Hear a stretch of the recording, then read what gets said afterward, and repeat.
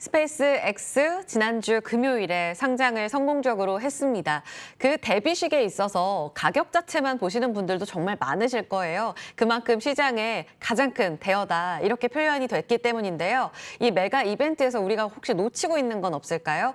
미래에 대한 가격이 반영된 이 기업, 정말 미래에서 우리가 놓치고 있는 기업 가치는 어떤 부분인지, 지금 거론되고 있는 궤도 데이터 센터란 지금 일론 머스크가 큰 그림에서 어떤 부분을 현실화시키려고 하는 것인지, 이 내용들을 오늘 자세하게 들여다보려고 합니다. 집중 분석 시간 지금부터 경청해 주세요. 특별한 분과 함께합니다. 이재훈 한국전자기술연구원 선임연구원 모셨습니다. 어서 오세요. 네, 안녕하세요. 네, 저희 방송 처음 오신 건가요? 네, 처음입니다.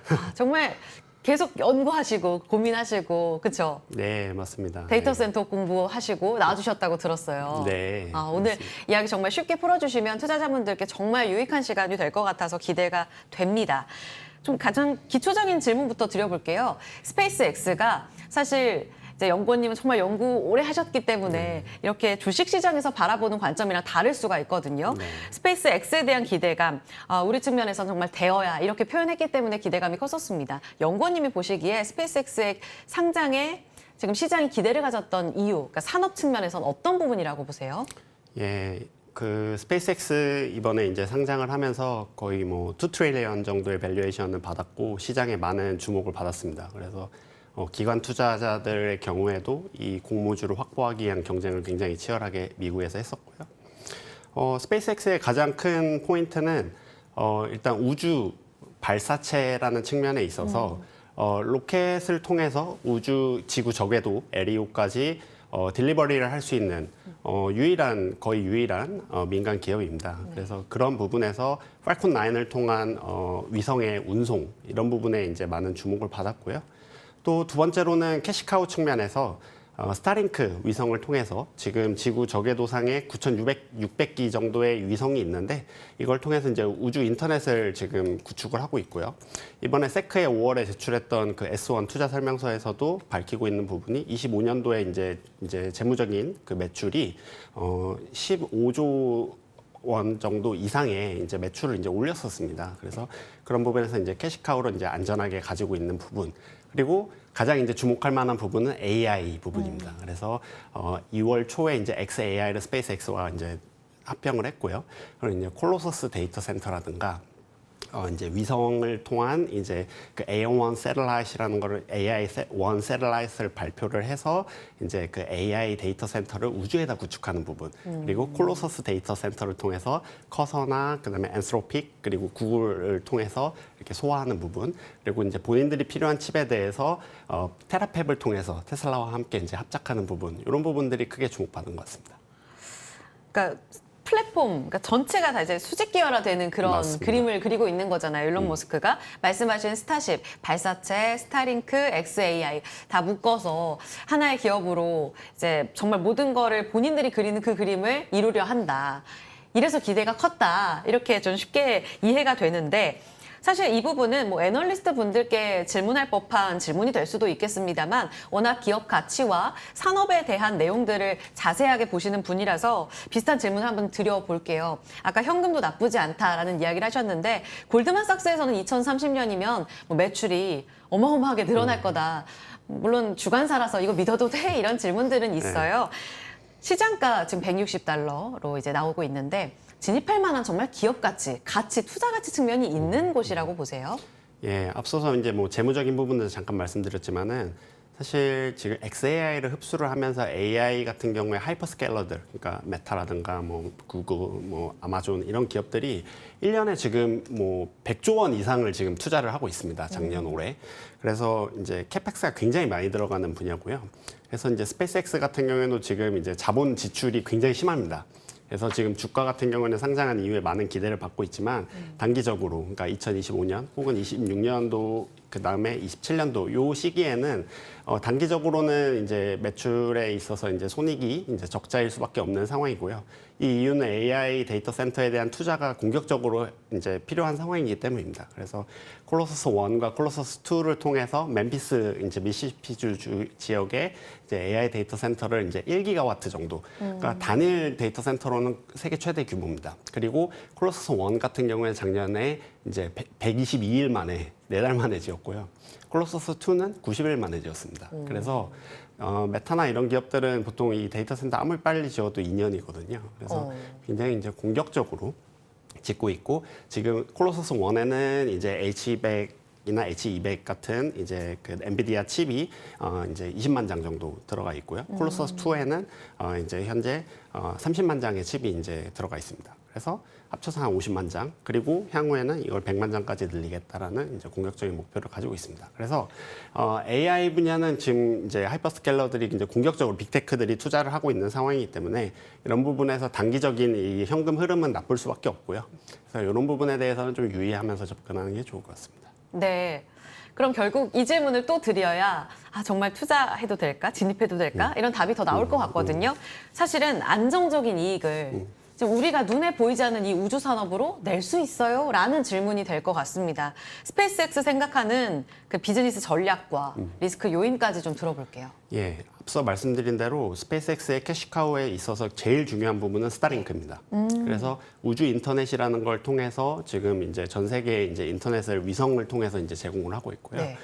이런 부분들은 이제 전 세계 30개국 이상, 그리고 1,000만 명 이상의 구독자를 확보하고 있고, 뭐 아마존이나 다른 몇 개 기업들, 그리고 중국의 경우에도 이런 이제 우주 인터넷에 관심을 보이고는 있지만, 상업적인 수준에서 비즈니스로 실제로 풀고 있는 기업은 스페이스X밖에 없습니다. 그래서 스타링크를 19년도에 시작할 때만 해도 상당히 이제 좀 의구스러운 시장에 이제 눈길들이 있었지만, 실제로 이걸 성공해 보이면서 시장을 만들어냈고요. 또 스타링크가 중요한 이유는 스타링크 발사를 팔콘 9 로켓으로 합니다. 그래서 한번 이제 팔콘 9을 이제 1년에 이제 거의 하루에 2번씩, 그러니까 이틀에 한 번씩 발사를 합니다. 그래서 누적 발사 횟수가 650회 이상이고 신뢰성이 이제 99% 이상입니다. 그래서 상당히 소유주 로켓 이후에 제일 안정적인 로켓 중에 하나고요. 그래서 이 팔콘 9 로켓을 한번 발사할 때 60개씩 최대 발사를 하기 때문에 스타링크를 이제 많이 깔 수가 있었습니다. 그래서 지금 9,600개 정도를 이제 올려놓은 상태고요. 그리고 향후에 또 시장은 결국에 이 발사체라는 걸 통해서 발사체를 쏘기 위해서는 페이로드, 실을 수 있는 그 짐이 필요하잖아요. 네. 근데 그게 이제 우주 산업에 있어서 새로운 서비스로 연결이 되는 부분이고요. 이게 처음에는 이제 우주 인터넷으로 시작을 했지만 이제 향후에는 우주 데이터 센터로 확장될 것으로 보입니다. 우주 데이터 센터로 지금은 수익은 제로지만 스타링크, 그러니까 펠컨 9 다 쏘아 올려서 그 쏘아 올린 부분에 있어서는 추후에는 추가적인 비용은 더 안 드는 거잖아요. 그렇죠? 거기에서 조금 더 수익 창출이 가능한 그림인 건가요? 일단 짚고 갈 부분이 스타링크의 우주 인터넷 같은 경우는 LEO, 지구 저궤도에 한 400에서 500km, 그러니까 고도로 한 500km 정도의 위치에 있고요. 네. 이 위성들은 3에서 5년 정도 쓰고 버립니다. 그다음에 새로 계속 쏘고요.